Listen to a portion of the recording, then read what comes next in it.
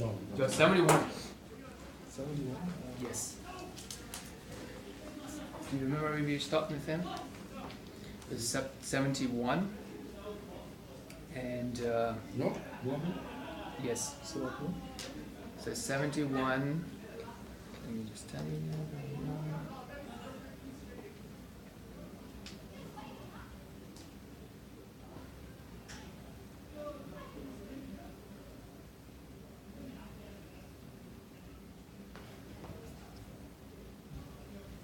Okay, 71. We'll be starting with verse number 14. Okay, is it for man? I'm gonna I'm use. just gonna follow along. Let's go listen. وقد خلقكم طولا ألم تر كيف خلق الله سبع سماوات طباقا. Yes. 71:14. Okay, so you wanna start? Yeah, وقد خلقكم طولا Atwar. أطوال. Guessing, yeah, so we did. So today we'll be having basically the signs of the existence of God, the proof or the evidence of the existence of God. Remember we talked about anything last time? Yeah. Okay, so if you guys can get to verse number 14, we can get started, inshallah. Please sing the first one. You ready? Yeah, except Okay. for leave since I'll just say the first one. Yeah, okay. Well, he was created you in different stages. First, how do you pronounce that? Nutfa. Then Alaka. And then Mudaka. Yeah, that's where it ends there. And then see you not how Allah has created the 7 heavens, one above another. And then 16. Yep. And has made the moon a light therein, and made the sun a lamp. And Allah has brought you forth from the dust of the earth. Afterwards He will return you into it, the earth, and bring you forth again on the day of resurrection. Okay, so this okay, next one. Ajma? 20. This is 20, yeah. 19. Bismillah ar-Rahman ar-Rahim. And Allah has made for you the earth widespread and expanse, that you may go about therein in the broad roads. Okay, that's it, right? Okay, so these are basically the signs of Allah subhanahu wa ta'ala, right? So if you remember that we were talking about these 6 or 7 questions that you can ask us, right? That is the word, what is the verse telling me about Allah?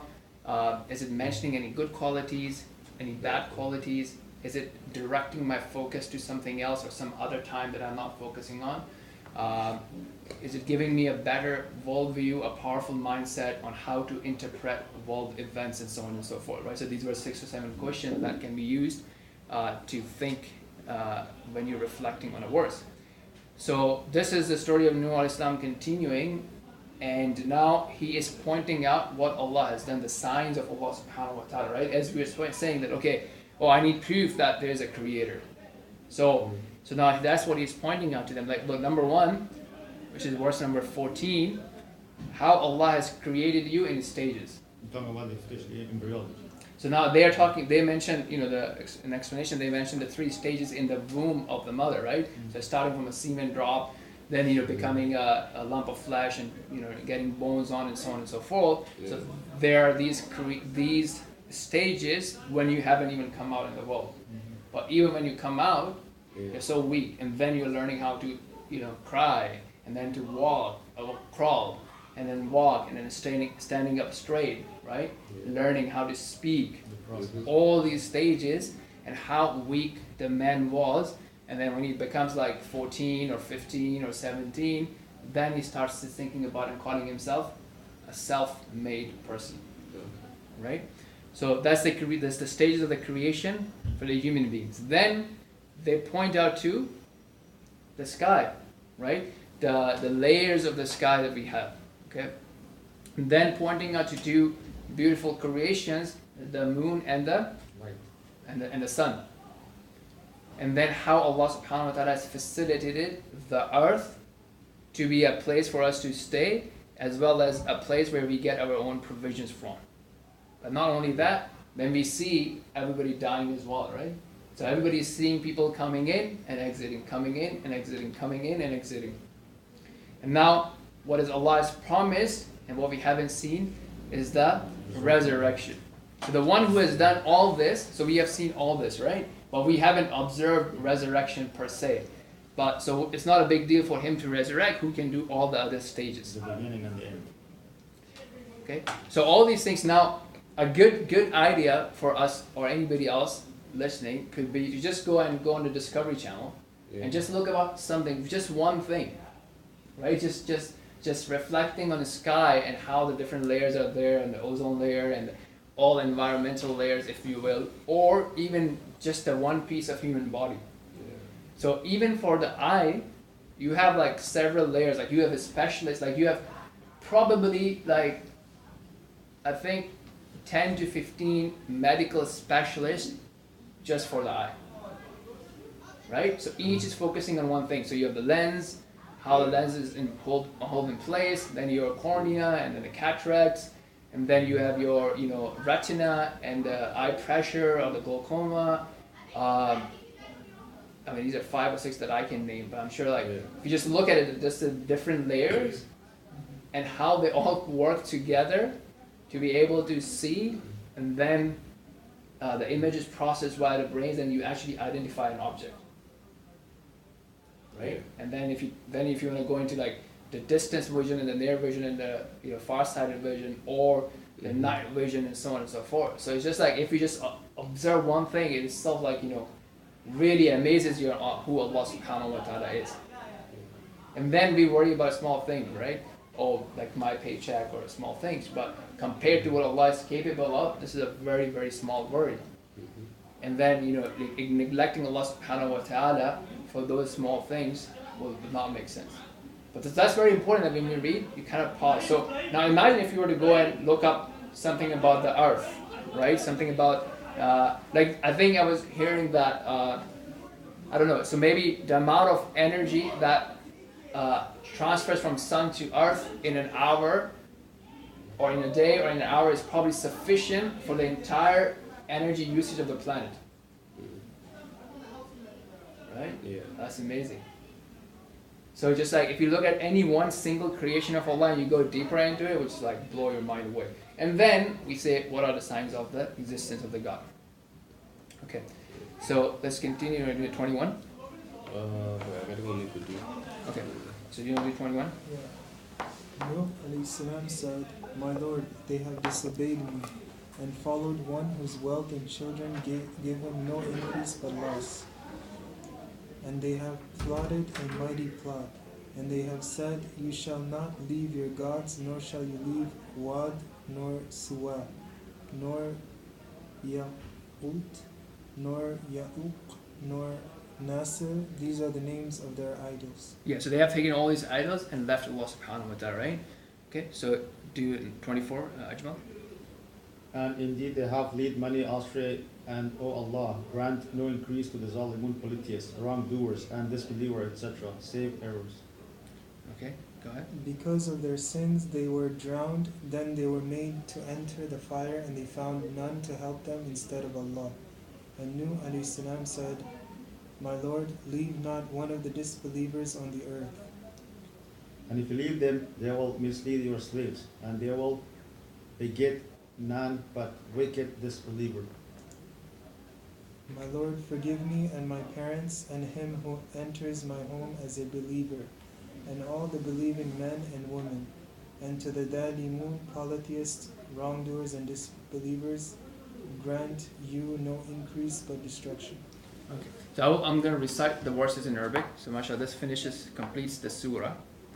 And so we'll do chapter 72 next time. As I do that, so think about the stuff that we really think about. Is it telling you something about Allah? Or is it telling you something to focus on? Is it telling you a good quality or a bad quality? Is it telling you something about mindset? Okay? So think about it from verse number 18, right? So we'll be 21. Okay, but I'm going to read from everything that we've read today, but we'll discuss 21 till end after I've recited, okay? أعوذ بالله من الشيطان الرجيم وقد خلقكم أطوارا ألم تروا كيف خلق الله سبع سماوات طباقا وجعل القمر فيهن نورا وجعل الشمس سراجا والله أنبتكم من الأرض نباتا ثم يعيدكم فيها ويخرجكم إخراجا والله جعل لكم الأرض بساطا لتسلكوا منها سبلا فجاجا قال نوح رب إنهم عصوني واتبعوا من لم يزده ماله وولده إلا خسارا ومكروا مكرا كبارا وقالوا لا تذرن آلهتكم ولا تذرن ودا ولا سواعا ولا يغوث ويعوق ونسرا وقد أضلوا كثيرا ولا تزد الظالمين إلا ضلالا مما خطيئاتهم أغرقوا فأدخلوا نارا فلم يجدوا لهم من دون الله أنصارا وقال نوح رب لا تذر على الأرض من الكافرين ديارا إنك إن تذرهم يضلوا عبادك ولا يلدوا إلا فاجرا كفارا رب اغفر لي ولوالدي ولمن دخل بيتي مؤمنا وللمؤمنين والمؤمنات ولا تزد الظالمين إلا تبارا. Okay, so 21. What do you guys think?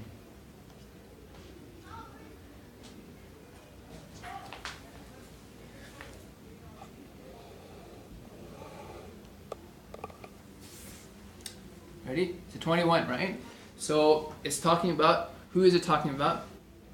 The mindset of Nuh, right? What was Nuh alayhi salam thinking at that time, right? So what is Nuh alayhi salam telling his Lord? My Lord, they have disobeyed, so they didn't hear the message. So they have disobeyed me, Yeah. right? That's one thing. So they're not disobeying Nuh alayhi salam. Okay, but who are they obeying? Their idols, their tradition. Yeah, so they're obeying and following the idols, their culture, and that itself has no ability, no power to increase them in their wealth or their children, but it's just leading them to more and more destruction. Yeah, Okay?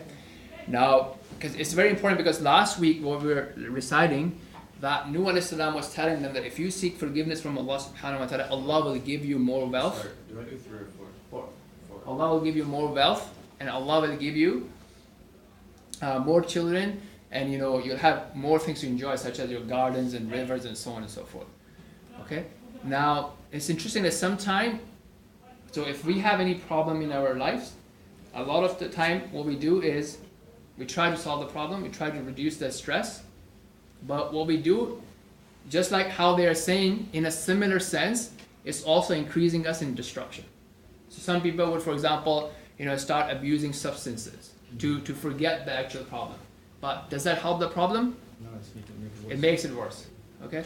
Likewise, sometimes people would say, okay, I'm too stressed, so I can't pray. Had they prayed, it would have helped them. So they're going away from something that will solve the problem to either, watching movies, or just like playing games, just to forget everything, or sleeping, or just wasting time, or something like that. So they will try to run away from the pain, but in a way that will only increase the pain and destruction. From one extreme to another extreme, basically. Okay. Now the second thing, in this verse, it's talking about a bad quality. To not follow the messenger, to not follow the verses of Allah subhanahu wa ta'ala, and to follow what will destroy you. So that's one thing we learn from this, that am I following something that's benefiting me in my life and the life after, or am I destroying my time in my life? And then once you've taken care of yourself, or as you're taking care of yourself, What can I do for my family, my community, and so on and so forth. The next verse, 22 Ajmal, or Lashan, is it talking about a good quality or a bad quality? Bad quality. What's that bad quality? Because they plotted a mighty plot. Yeah, so they're now plotting how to shut down the message of Allah subhanahu wa ta'ala. Okay, and does that happen today or not? Still happens, yeah. Right? There's a lot of effort, strategy, think tank, propaganda that's put in place to show how backward Islam is, or it's, just to have a very wrong image of Islam. Okay, but will that help? No. No. But does that mean that we don't have to do anything about it? No. Right? So we have to keep working. Yes, it won't. The plots will not be successful, but it will keep happening. It's not something new. Okay, so world is not like a walk in the garden. And then what else were they doing? So they were in number 23, and number 24. What it's telling us is that what were they doing? They're forcing people to stay in So they were very active in their dawah. Yeah. In their dawah and their calling to their values, they're very active. And today people don't call to clear worship of idols, but they call to values that are opposing to Islamic values.